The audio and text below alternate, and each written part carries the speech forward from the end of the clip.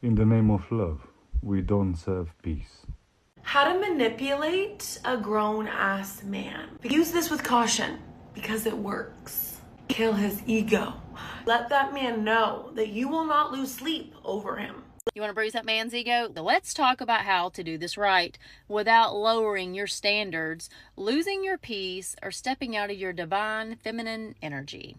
Step 1, you starve him. Step 2, you reroute the energy. Because your energy, friend, is divine and he is no longer on the guest list. Number 3, the nail in the coffin. Eventually, he's going to circle back. They always double back to where the supply came from. And that is where you bury his ego. You treat him like a stranger. Polite, civil, but not emotional. Don't reveal everything right away. Leave that for your therapist. Different faces, same language, same outcome. What you are watching is control training. The promise is always the same. I will show you how to win without being exposed. That alone should make you suspicious. Because healthy relationship requires presence, not strategies. What you are being taught here is something else. Killing his ego, bruising his fragile masculinity, starving him of access. The problem is not conflict. The problem is his sense of self. So the solution becomes erosion. Withdraw attention, create uncertainty. Let the nervous system do the rest. This is the same mechanism used in gambling addiction. This part is critical. When someone starts obsessing over whether they matter, you've hijacked their attachment system. The manipulation is never framed as cruelty. It is framed as self-care, divine feminine energy, protecting your peace. The language is doing the heavy lifting here, because if you call it abuse, the conscience wakes up. If you call it healing, the conscience goes quiet.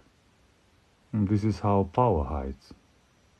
The advice always escalates toward emotional absence. Be cold, be polite, be distant. Treat him like a stranger. Denial is the punishment. Being a grown-up resolves the tension. Power games just preserve it. Is the thrill of being desired without risking rejection. That's fear, not confidence. They always come back. This line appears for a reason. It reassures the manipulator that control was successful, that they are somehow unforgettable. This fantasy is essential because without it, the tactic collapses. If the other person doesn't return, the story becomes heavy to carry. Let's be precise. This behavior doesn't come from abundance.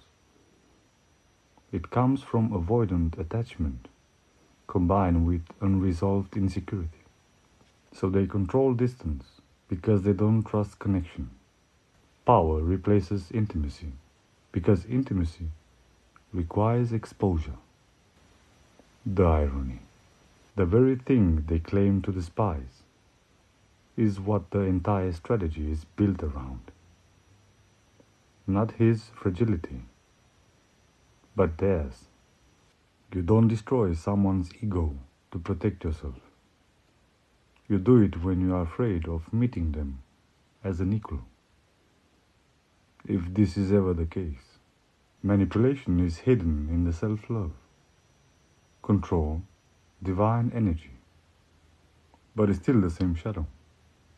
The silent dissector doesn't judge the player. He exposes the game.